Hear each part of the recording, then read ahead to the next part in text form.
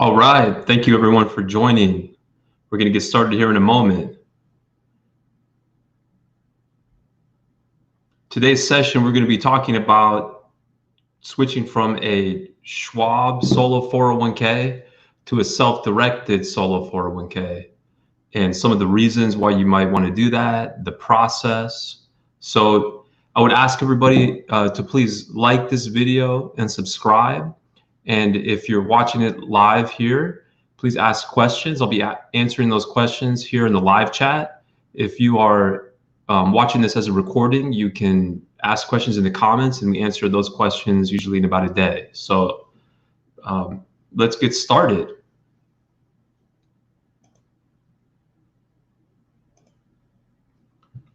All right, so just a roadmap of where we're going here. First off, we're going to talk about the reasons why people switch, compare and contrast between a solo 401k at Schwab, a quote unquote free solo 401k that you might just get directly from Schwab, and then a self-directed solo 401k. So some of those popular reasons are things like loans, the ability to make Roth or Mega Backdoor Roth contributions, checkbook control, alternative investments, among other reasons. We're going to talk about the support that we provide for our self-directed solo 401k, the process, how to switch, and then how to get more information about your situation. So if you don't get your question answered here during this session or in the comments, if you're watching as a recording, you know how to contact us and we can give you specific information that applies to you. So let's get started. So again, please ask questions as we go through it. I'll be answering those. So this chart right here is a nice comparison that shows the differences between a solo 401k at Schwab and then a self-directed solo 401k. So just to define that really quickly. So if you are self-employed with no full-time W-2 employees working for you, you can set up a solo 401k and you could go directly to Schwab or another brokerage like a Fidelity or a Vanguard to get a solo 401k. But those plans, they have limited features and functionality versus a truly self-directed solo 401k that you might get from a company like us. So this chart here gives you a nice comparison between some of those key differences. So first off, when you get started at Schwab, you have to draft your own documents. So you've got to fill out a relatively large amount of documents. Whereas if you come over to our plan, or if you switch from Schwab to our plan, what's called a restatement, we're going to talk about that process in a second. We, of course, prepare all the documents as part of our service. We prepare them in a fashion that's going to give you maximum flexibility and functionality, where you have the option to do a lot of things, but you don't have to. Right? So it's a full service establishment process with our plan. Next item, for 401k participant loans. So if you go and get a Schwab directly or a solo 401k directly from Schwab, you cannot take a 401k participant loan. So a 401k participant loan is where you might have heard of that if you had a 401k at a previous job, or you might have heard that just otherwise, where you can take a loan of up to 50% of the balance, not to exceed $50,000, or under the CARES Act, if you're eligible under the CARES Act, you've been impacted by COVID, and you take the loan before September 23rd, you can take up to 100% of the balance, not to exceed $100,000. So with a typical 401k participant loan, you got to pay it back within 5 years, monthly or quarterly payments, equal payments of principal and interest. The payments are spread out over 5 years, like I said, or it could be longer if you use the proceeds to buy your primary residence. With a CARES Act loan, where if you qualify, you can take up to 100% of the balance, not to exceed $100,000. The payments don't start until next year. Checkbook control, that's the third item on our list here. So with a self-directed solo 401k like us, like our plan, you have checkbook control over the money, whether you can even keep the money at Schwab. So if you have an existing solo 401k at Schwab and you want to restate it with us, we could set you up with a free brokerage account at Schwab where they will give you a free checkbook. Or you could have an account at a bank, or you could have both, or you could have it at a different brokerage. And some of those brokerages even offer a free checkbook too. So as the trustee of the plan, because with a solo 401k, you as the business owner can act as the trustee, and you do act as the trustee of the plan. You are able to have that direct checkbook control over the money. So that is going to be very important for the next item here, alternative investing. So with our self-directed solo 401k plan, you can invest in real estate, notes, cryptocurrency, just to name some of the popular alternative investments that our clients are investing in. And our plan, which is an IRS approved plan, allows for those types of investments. If you get a solo 401k at Schwab, you're going to be limited to the investment options that they allow you to invest in, like equities or mutual funds, things where they make money. So that would be another big difference and reason that people switch from a Schwab solo 401k over to a self-directed solo 401k with us. Prepare tax forms. So another very important compliance reason. So once the balance of your plan, including, let's say you've got a husband and wife situation, so you might have 2 sub-accounts. If the total value, including your investments, the cash, etc., exceeds $250,000, there's an annual filing requirement called a Form 5500 EZ.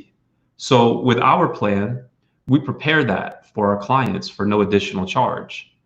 A 1099-R, that would be another important tax form. So if you are converting money, like let's say you're going from a pre-tax status to a Roth status, which our plan does allow, that's going to be a reportable event. It's going to be a taxable event. So a 1099-R has to be issued.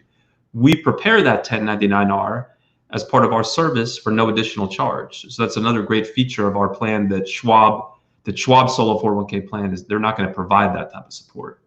So Roth contributions, our plan allows for it. So you can make different types of contributions to a solo 401k. You can make employee contributions, which for 2020, is 100% of your self-employment compensation up to $19,500 or $26,000 if you're 50 or older. And that can be made as a Roth contribution if your plan allows for it.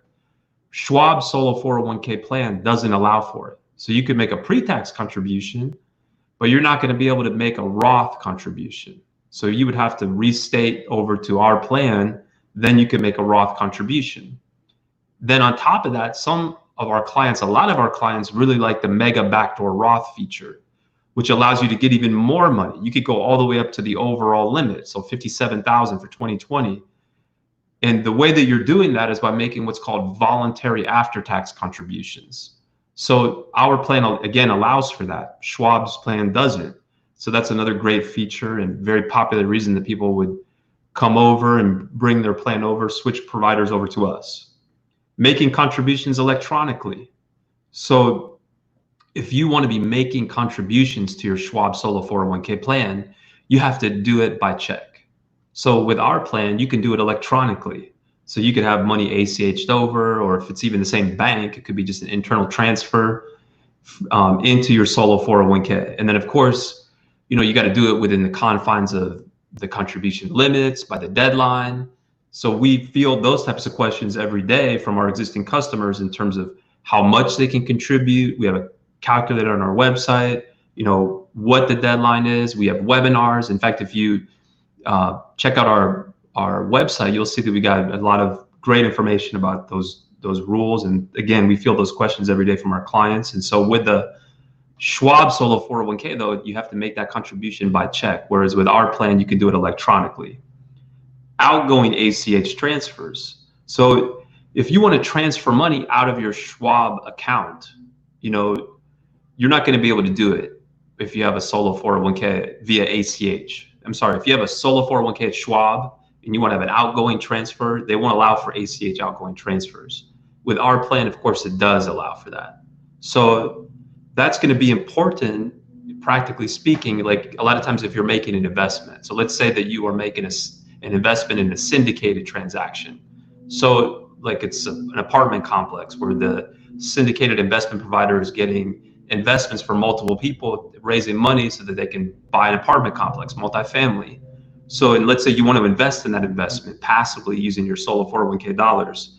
A lot of times those investment providers, they want everybody to fund their investment by ACH transfer. So that's where it's important that you have a plan that allows for that type of transaction so you can make the investment and participate. So thank you so much. Again, please ask questions. In the meantime, we'll keep going through it.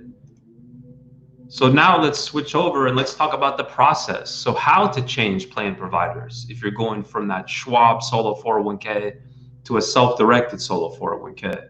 So first off, you need to restate the plan. So practically that means you need the new plan documents. So think of it like a cut and paste. Like if you have a solo 401k at Schwab, it's governed by Schwab's plan documents, which don't allow for all the things we just went through on the prior page in the prior slide.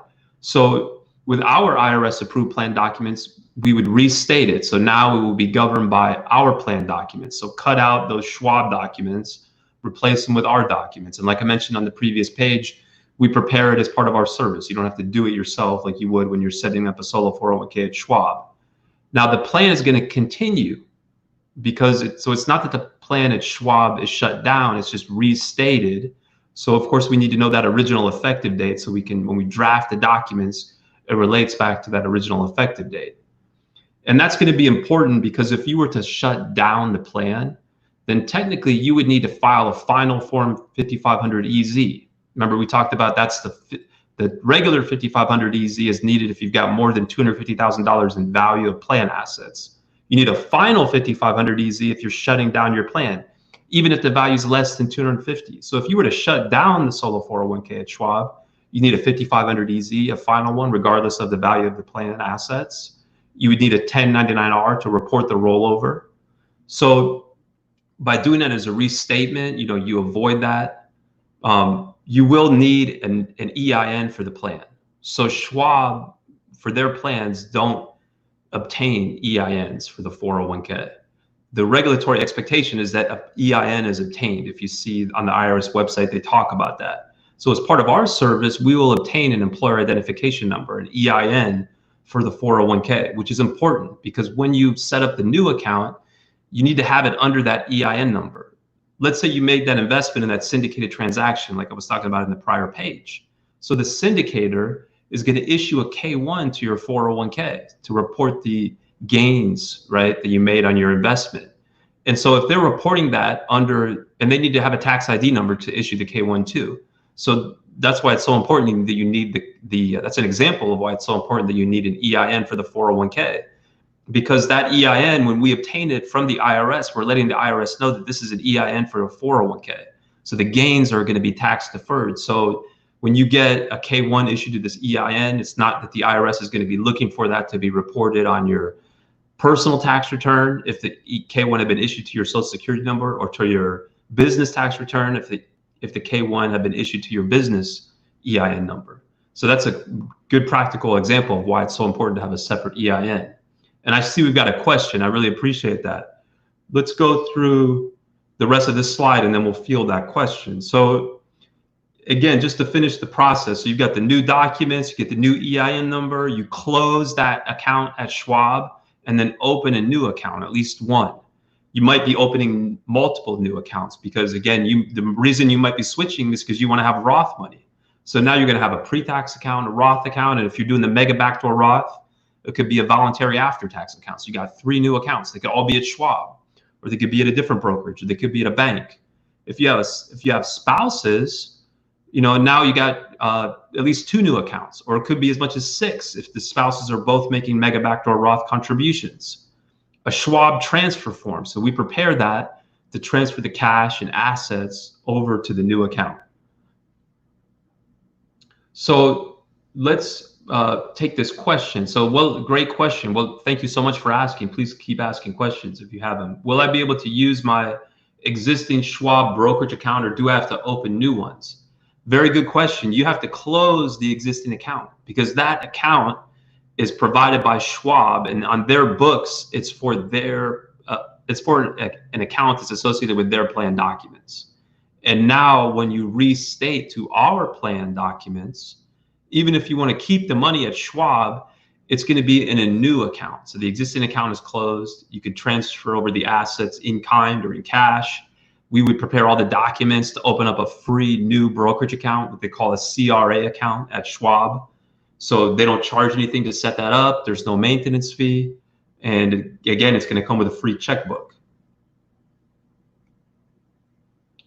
So great question. Thank you so much. So let's keep going though, and let's go to the next slide. So we've got some additional considerations in the process when you're moving from a Schwab solo 401k where you got directly from Schwab to a truly self-directed like with our plan. So if your assets exceed $250,000, an important question is going to be, have you been filing the 450 500 EZ? You may not have been, because Schwab is not going to necessarily notify you, and if your tax person is not aware, then they may not notify you. So a lot of times that comes up when people contact us to restate. And so what you need to do is you need to file under the IRS correction program. So even though the fees can be quite high, because there are daily late fees that are incurred when you haven't been filing 5500 EZ, and those fees actually went up under the Secure Act. The IRS has a correction program, so they still, they have essentially like an amnesty. They want you to come forward. You have to pay just a flat fee. It's $500 per return, not to exceed $1,500. So if you have 3 or more returns, it's going to be $1,500 that are late. And there's a process, but it's not hard, but you just want to make sure you take care of that to get everything up to, in compliance. So do you want to keep investments and do an in-kind transfer? So that would be like if you have a mutual fund, let's say, or an equity investment inside your solo 401k, and you don't want to sell as part of this restatement process, you don't have to, because you could always just move it to one of these new brokerage accounts at Schwab. But if you want to go outside of Schwab, like let's say you want to have the new account at Fidelity, then the question is going to be, does Fidelity allow for that particular type of investment? Some mutual funds, you can only invest through an account at that mutual fund provider. So that would be a very specific question based on the particular investment that you want to transfer over. Are there multiple participants? So we kind of talked about that a little, in the prior slide. So if you have multiple participants in the solo 401k, you want to make sure that the funds are kept separate and segregated. So if it's husband and wife, now you have 2 accounts. It's just going to be one plan, one fee with us, but separate sub accounts. If you're up against, and then the final bullet here is if you're up against the deadline to make if you're up against the non-extended deadline to make a contribution, and you're also trying to restate, like let's say you want to restate so you can make a Roth contribution, you're going to want to file an extension just to give you plenty of time so that you can proceed calmly in restating the plan, setting up the new accounts, getting the assets transferred over, and then to ensure that you got plenty of time to make those contributions. Because of course, with the solo 401k, you have up until your business tax return deadline, including any timely filed extension, to make contributions for the prior year. So a lot of people are still making contributions for 2019 because they could have all the way up until October if they filed a timely extension. It's again based off that business tax return deadline, including any timely filed extension. So that's a great slide. Please ask questions in the chat, or if you're watching this on a recording, you can ask in the comments.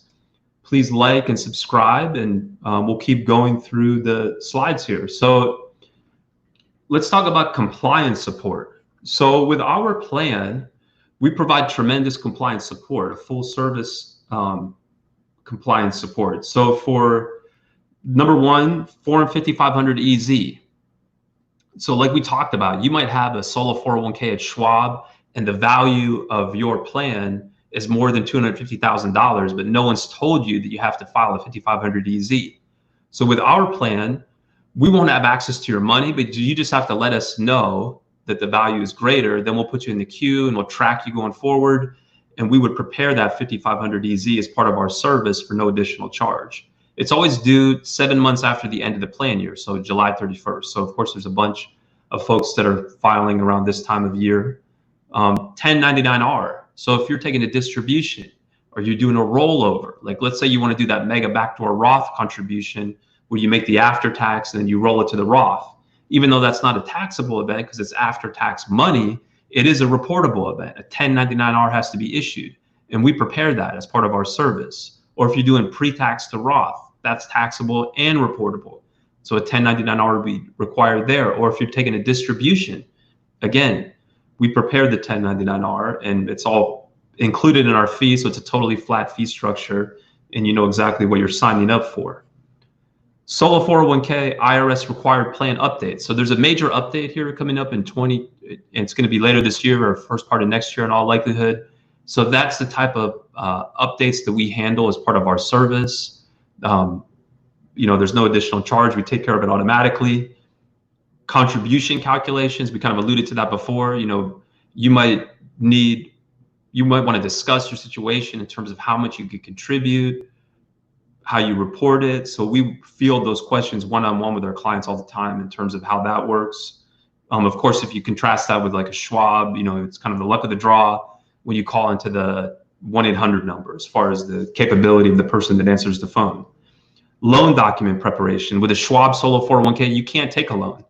With our plan, you can. That's one of the most popular reasons that people set up an account. And so we prepare the loan documents, no additional charge. We do it within 24 hours. You know, that's where you can take up to 50% of the balance, not to exceed 50,000.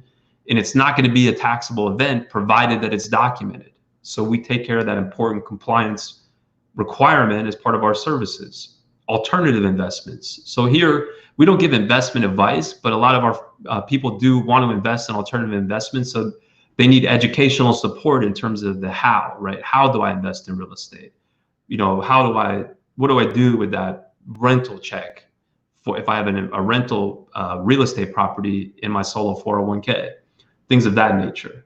Account setup. So, you know, you might want to have a bank account and a brokerage account. You might want to have an account at a cryptocurrency exchange.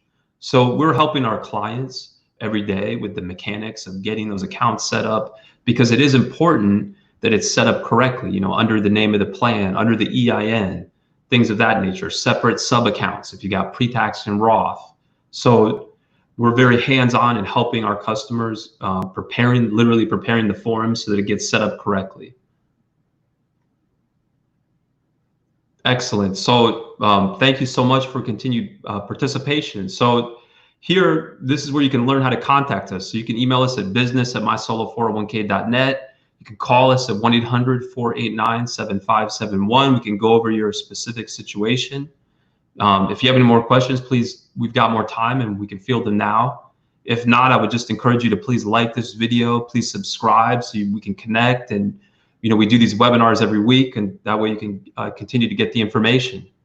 So thank you so much for participating today. Have a great one. Take care.